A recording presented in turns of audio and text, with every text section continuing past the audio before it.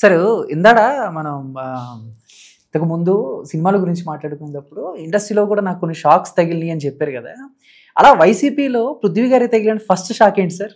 వైసీపీలో మీకు తగిలిన ఫస్ట్ షాక్ ఎవరో అది ఎవరో కూడా తెలియదు. ఇక్కడ ఏంటంటే మనం ఎంతమంది ఇక్కడ స్టార్స్ లేరు, ఇక్కడ ఎంతమంది పోనీ ఆ రకంగా అనుకున్న ప్రజారాజ్యం అప్పుడు మనం ఎంతోమంది మహిళా కార్యకర్తలతోటి పనిచేయాల్సి వస్తుంది. ఎందుకు వైసీపీలోనే బోల్డ్ మంది ఆ 10 ఏళ్లలో బోల్డ్ మంది మహిళా కార్యకర్తలు ఉంటారు. వాళ్ళని ఏమన్నా మమ్మల్ని ఏమి గెలలేదండి, ఎప్పుడు మమ్మల్ని ఏమి గోకలేదండి అని. మరి గిల్లినా గోకినా చెప్పేవాళ్ళు కదా వాళ్ళు. అవి ఇది తీసుకొచ్చి పెట్టి వాంటెడ్గా బయటికి తోశారు. ఇప్పుడు అంబటి రాంబాబు ఉన్నాడు, అప్పుడు వాళ్ళకి కావాలి అంబటి రాంబాబు గంట అరగంట అలా పోయాడు. ఇంకోటి అరగంటలో ఏదో చేద్దామని ఆడు. ఈడైతే ఏకంగా జిప్పు తీసి చూపించాడు. వీడు వీళ్ళ గురించి డిస్కషన్ లేదు. ఆవిడ అన్ని బూతులు మాట్లాడింది రోజా గారు, ఆమె గురించి డిస్కషన్ లేదు. పర్టికులర్గా పృథ్వీరాజు, వాళ్ళకి నా పృథ్వీరాజు అంటే ఏంటో అంటే నేను మాట్లాడే మాట డైరెక్ట్ గుచ్చుకుంటుంది అన్నారు. అది ప్లానా సార్? పక్క ప్లాన్ అది ఏది మిమ్మల్ని ఇరికిచ్చింది ప్లానే అది. తిరుపతిలో చాలామంది మొన్న కూడా నేను ఒక ఛానల్ అవార్డు ఫంక్షన్ ఉంటే వెళ్ళాను నేను.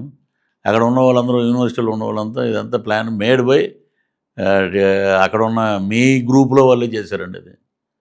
సో అంటే సరే అది అయిపోయింది, వదిలేదు. స్కామా సార్? స్కీమా?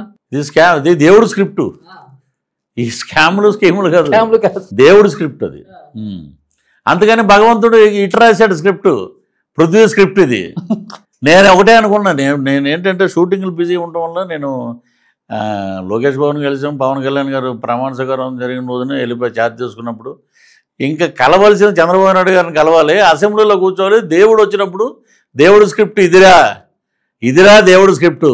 దూరం నుంచి ఇప్పుడు అసెంబ్లీ లాబీల్లో అక్కడ అతను ఉండగా జగన్మోహన్ రెడ్డి మనం అట్నుంచి అలా వెళ్తుండాలి. ఇది జనసేన ఎమ్మెల్యే తోటి కనపడినప్పుడు ఎలా అన్నారు, ఇది దేవుడు స్క్రిప్ట్ అని. ఆ రోజు కోసం ఎదురు చూస్తున్నాను. ఇప్పుడు ఎప్పుడు ఇది కదండి, మొత్తం అందరినీ లోపలేస్తారు. తప్పు ఎక్కడ ఉంటే అక్కడ లోపలేస్తారు. ప్రజలకి మంచి జరుగుతుంది, బ్రహ్మాండంగా అన్ని నియోజకవర్గాలు అభివృద్ధి పథం వైపు ముందుకు వెళ్తున్నాయి. సార్ స్క్రిప్ట్ అంటే గుర్తొచ్చింది. అండ్ జనసేనలోకి రాకముందు వైసీపీలో ఉన్నప్పుడు పవన్ కళ్యాణ్ గారిని మీరు కొన్ని కామెంట్లు చేశారు. నేను ఇలాగా ఇప్పుడు పోసాని గారిలో నేను బూతులు మాట్లాడలేదు, బట్ కామెంట్లు చేశారు. కామెంట్లు అంటే ఇదే పార్టీ గురించి అలా మాట్లాడడం, పార్టీ సిద్ధాంతాలు వచ్చింది. అదే అక్కడ స్క్రిప్ట్, దేవుడు స్క్రిప్ట్. ఆ స్క్రిప్ట్ వచ్చినప్పుడు ఒక మనస్సాక్షి అనేది ఒకటి ఉంటుంది కదా, అప్పుడు ఏమన్నా అనిపించిందా?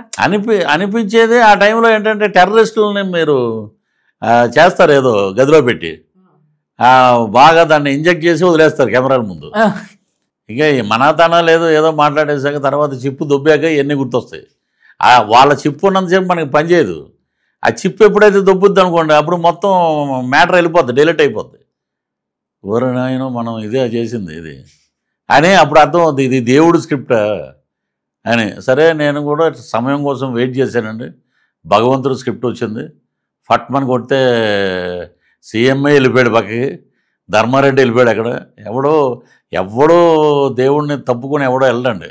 ఇప్పుడు మనం రాజమార్గంలో పైకి వెళ్ళి, నేను పవన్ కళ్యాణ్ గారు అడిగారు కదండి, కార్యకర్తలు పనిచేసిన వాళ్ళందరూ మొన్న కార్యకర్తల సదస్సు జరిగింది, నేను టీవీలో చూసి, మీకు ఏం కావాలో అడగండి, అడగకపోతే తెలియదు కదా, అడిగితే దానికి మీరు అర్హులో కాదో నేను ఆలోచించుకుంటాను, టీం ఆలోచిస్తుందని. ఆ ఎస్యూబీసీ నాకు ఇవ్వండి, మీరు అడిగారు కాబట్టి ఇస్తే, ఇదిరా మా పవన్ గారి స్క్రిప్టు, ఇదిరా మా చంద్రబాబు నాయుడు గారి స్క్రిప్ట్, ఇదిరా మా లోకేష్ బాబు స్క్రిప్టు. మీరు చేసిన క్రైస్తవ మత ప్రచారాన్ని అడ్డుకుంటున్నారనే ఒక ఇదితోటి మమ్మల్ని ఇలా చేశారు, మీకు మా స్క్రిప్ట్ ఏంటనేది చూపిస్తాం అని అడుగుతానండి నేను. అది సార్ ఇప్పుడు మామూలుగా ఆ స్క్రిప్ట్ చదివేటప్పుడైనా పవన్ కళ్యాణ్ గారు ఒక మాస్ హీరో, ఫుల్ ఫాలోయింగ్ ఉంది, మనం ఇన్ని కామెడీ చేస్తున్నాం, తర్వాత ఫ్యాన్స్ నుంచి నెక్స్ట్ లెవెల్లో ఉంటుంది అనేది అక్కడ చిన్న భయం అనేది కూడా ఒకటి ఉంటుంది కదా. ఉందండి, మీకు చెప్తున్నా కదా, ఆ చిప్పు ఉన్నప్పుడు పనిచేయదు ఏది, మీకు ఏది ముందుకు వెళ్ళదు. ముందు అన్నీ డెలిట్ అయిపోతేనే ప్రపంచం తెలుస్తుంది. డెలిట్ 3 ఏళ్ళ ముందు అవ్వడం వల్ల భగవంతుడు నన్ను ఆశీర్వదించాడు, వెంకటేశ్వర స్వామి. అదే ఆయన కూడా చాలా సౌమ్యంగా మాట్లాడి, బ్రో నుంచి స్టార్ట్ అయింది మాది. ఆయనతోటి సెట్లో చాలా బాగా మాట్లాడు. You are a white paper, మిమ్మల్ని యూజ్ చేసుకున్నారు వాళ్ళు. So we know what is what అని. అది చిరంజీవి గారు అన్నారు, పవన్ కళ్యాణ్ గారు అన్నారు, నాగబాబు గారు అన్నారు.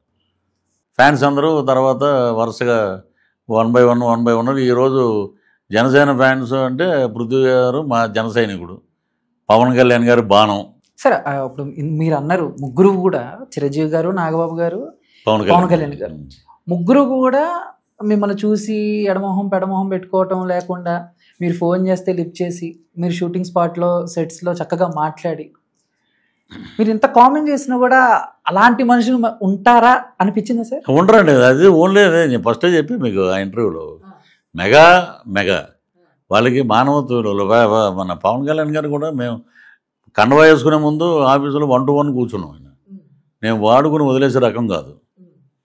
నా భవిష్యత్తు ఈ ఎన్నికల్లో ఎంత ముఖ్యమో మీ భవిష్యత్తు కూడా నాకు అంతే ముఖ్యం. అదే ఆస్కర్ అవార్డు నాకు. ఆ మాట చాలు. చాలామంది అన్నారు ఆయన మాట అంటే మాటే, మాట తప్పుడు. ఇది జనాల్లో కావాల్సింది. ఇలాంటి నాయకుడు కావాలి, ఈయన దగ్గర మనం పనిచేయాలి. అలాంటి పవన్ కళ్యాణ్ గారు అన్నారు మాకు శత్రువు, మా స్థాయిలో ఉన్నవాడే మాకు శత్రువు జగన్మోహన్ రెడ్డి. అది చేసే మంచి పనులు ఏమి లేవు, రాష్ట్రాన్ని ఇలా నాశనం చేసాడు కాబట్టి అది శత్రువు. లేకపోతే అతను కూడా మేము పట్టించుకోవాల్సిన అవసరం లేదు. అంతేగాని నీ మీద మాకు అటువంటి ఏమి లేవు. We love your comedy, your a good human being అని చెప్పి ముగ్గురు చెప్పారు. బ్రహ్మ విష్ణు మహేశ్వరుడు. సూపర్. అయిపోయింది. జనసేన కండువాకి వచ్చాం. ఇంకా అక్కడి నుంచి ఎక్కడికి వెళ్ళినా జన సైనికులు అసలు రోజు నాకు 100 ఫోన్లు చేస్తారు. నేను కూడా క్రియాశీలక సభ్యత్వం పిఠాపురం నుంచి తీసుకుంటాను. ఒకసారి నచ్చితే ఇక జన సైనికులు కూడా ఓన్ చేసి ఇంకా అంతే అండి. ఓను. సార్ మీరు కళ్యాణ్ గారితో కూర్చున్నారు, జగన్మోహన్ రెడ్డి గారితో కూర్చున్నారు. ఇద్దరిలో ఎవరు బెటర్ అని అడిగితే మీరు ఖచ్చితంగా కళ్యాణ్ గారి పేరే చెప్తారు. అంతే అండి.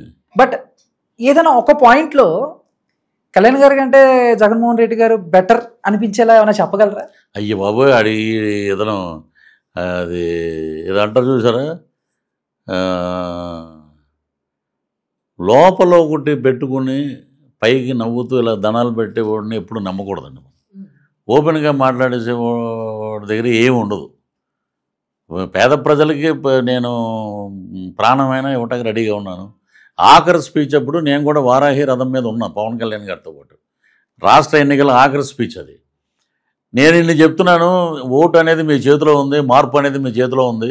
నా ప్రాణాన్ని పణంగా పెట్టి నేను పోరాడుతున్నాను ఎన్నికల్లో. మీరు కూడా మీ ప్రాణాలని పణంగా పెట్టి మీరు ముందుకు వచ్చిన రోజునే మార్పు వస్తుంది. అది బాగా ఇన్ఫ్లుయెన్స్ అయింది. అది బ్రహ్మాండంగా అయింది. తర్వాత ఆయనకి అసలు ఈయన ఎక్కడి నుంచి వచ్చాడంటే వితౌట్ బ్యాక్గ్రౌండ్ నుంచి వచ్చిన వ్యక్తి ఎవరంటే పవన్ కళ్యాణ్ గారు. ప్రజల యొక్క బ్యాక్గ్రౌండ్ నుంచి వచ్చినటువంటి పీపుల్స్ లీడర్. ఠాగూర్లో ఉంటారు. ప్రజల నుంచి వచ్చిన నాయకుడు ఎవరంటే చిరంజీవి గారు దాంట్లో. అలాగే ప్రజల నుంచి వచ్చిన నాయకుడు ఎవరంటే పవన్ కళ్యాణ్ గారు. ఇక్కడికి వచ్చేటప్పటికి రాజశేఖర రెడ్డి గారి అంశ, రాజశేఖర రెడ్డి గారు పెట్టిన ఫీజు రియంబర్స్మెంటు, ఇది ఆరోగ్యశ్రీ, దానివల్ల లక్షల కోట్లు అక్కడ చేసి డబ్బులు ఉన్నాయి వాళ్ళ దగ్గర. డంప్ చేశారు 200 కోట్లు పిఠాపురంలో. కానీ ఈ రోజున 70,000 మెజార్టీతో అక్కడ ఆయన గెలవడం జరిగింది. ఈ ఎన్ని చేసినా కూడా ప్రజల హృదయం దోచుకున్నవాడే నాయకుడు. ఎన్ని రకాల స్కీములు వేసి ఎన్ని రకాలుగా వచ్చినా ఎవడో నిలబడ్డు. ఇంక అయిపోయింది. 1 టర్మ్ సీఎం ఎండ్ చాప్టర్.